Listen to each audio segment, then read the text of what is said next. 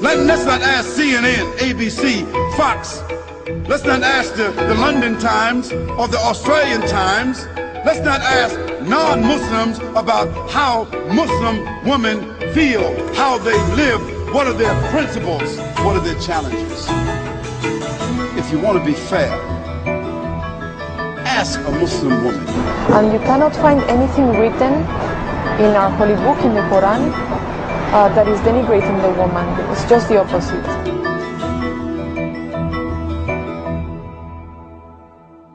I have frequently referred to this book as what should have been the guidebook for women's liberation movement in this country.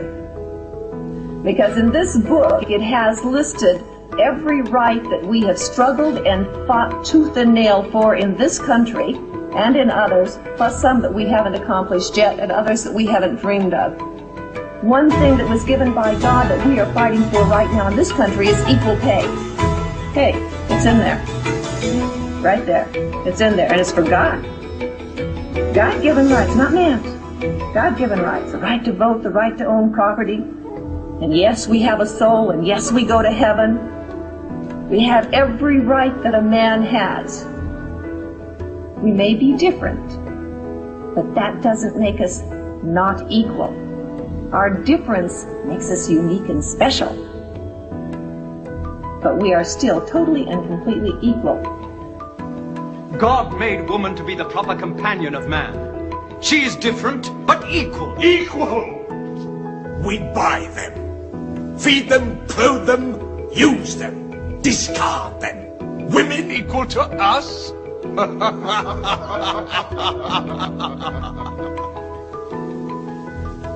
God created man from one male and one female. How? You must respect in all women the womb that bore you.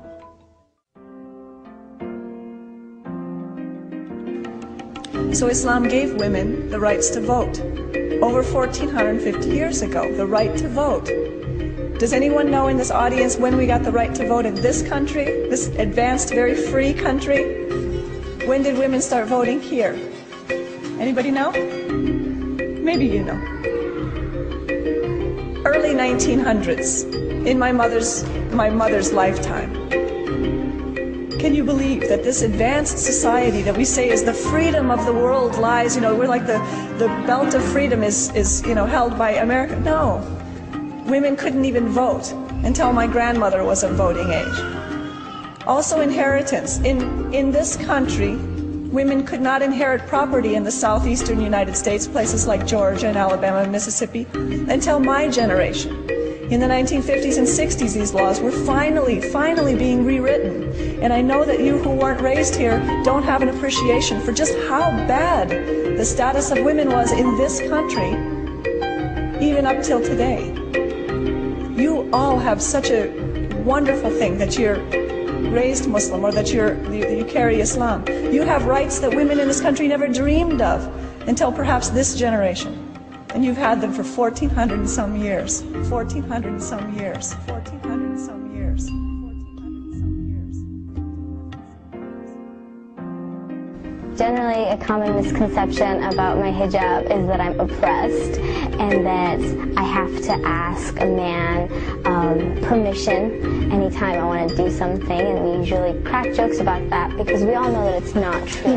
They think that the men force women to wear that kind of hijab, but in reality, it's not at all that way, and the whole world changes. You see how men all of a sudden start respecting you. You have some sort of respect. I'm not a distraction for them. Instead, they're more engaged in business. They're more engaged into how educated I am. They're more engaged into my soul. People like us for our personality rather than, how good I look. I don't think the hijab has ever held me back from doing what I want. I've been here 4 years and I've never had trouble. No one has ever looked at me differently. It's been great.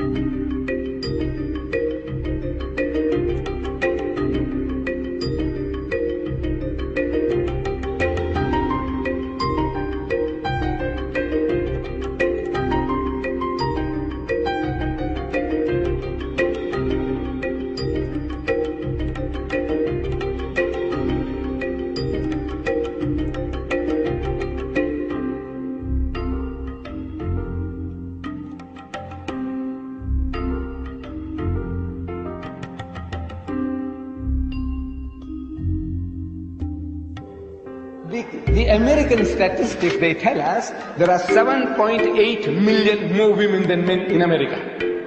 That's almost 8 million more women in your country, sir, the land of your domicile. 8 million women who can't get husbands.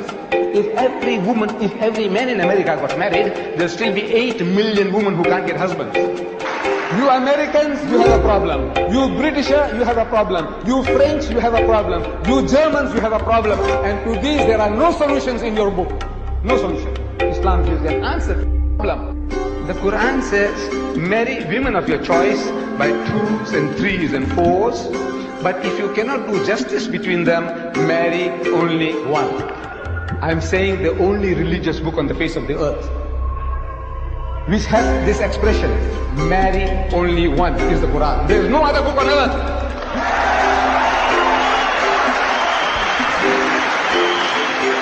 And this is the solution to your problem. I said, you laugh at us, you're a fool. I said, the laugh is on you.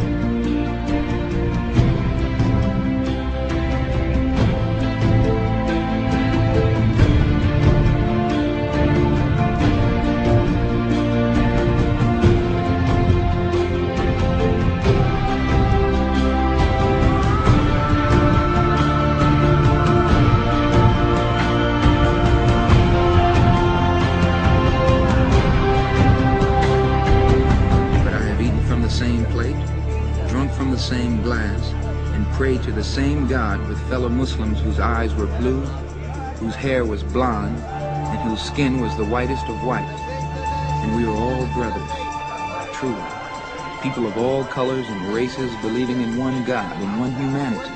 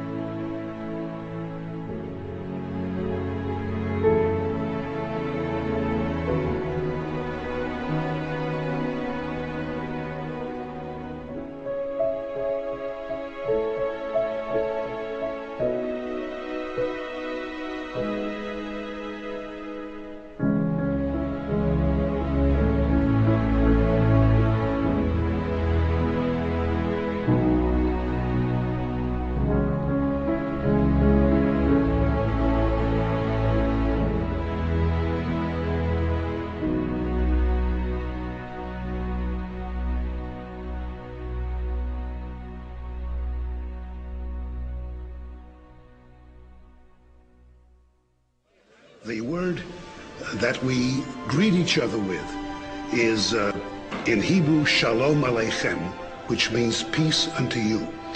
In Arabic, it's exactly the same, Assalamu Alaikum. And I think that's very important because Islam itself, the very name Islam, comes from a root which means peace. Islam comes from the root word salam, which means peace. It also means submitting your will to Allah subhanahu wa ta'ala, to Almighty God. In short, Islam means peace acquired by submitting your will to Allah subhanahu wa ta'ala, to Almighty God. The glorious Quran is the most positive book in the world. It's a proclamation to humanity. It's a fountain of mercy and wisdom. It's a warning to the heedless, a guide to them, an assurance to those in doubt, a solace to the suffering, and a hope to those on despair.